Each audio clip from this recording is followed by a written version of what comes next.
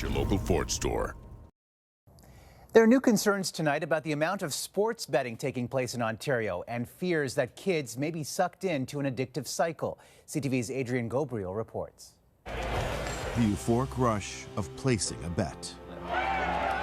If you've turned on the tube to watch live sports in recent months, you may have noticed a different game on the screen. Download the BetMGM app. The early edition of Saturday's Hockey Night in Canada featured at least 19 sports betting commercials. I'm going to have them to win the game at -178. TSN, which is owned by CTV's parent company Bell Media, is now producing its own gambling segments. Rogers Sportsnet is creating its own content too. I can imagine a 12-year-old watching hockey or watching basketball, any sports.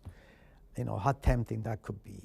Al, who's asked me not share his real name or his identity, is a recovering gambling addict. He now volunteers with Gamblers Anonymous Ontario and says the number of parents who are calling him concerned their child is addicted has skyrocketed.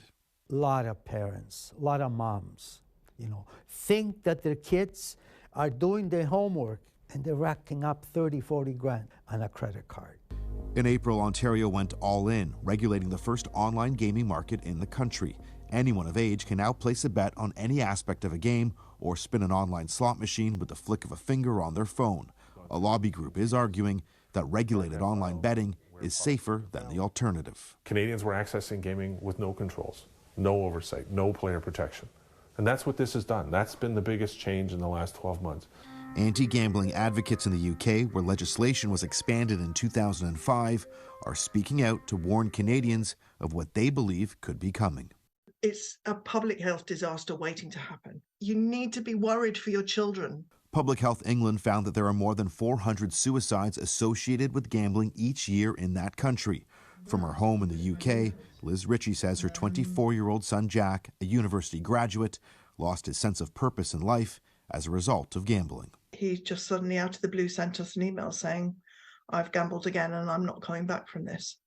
And it contained an attached suicide note. You use the term healthy relationships, though there's children being exposed and normalized to online gambling every single day that there's a sports event on television.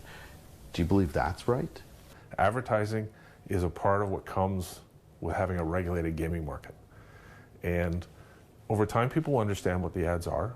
Statements from TSN and Sportsnet say they're committed to responsible gaming. 68 online sites are already operating in Ontario.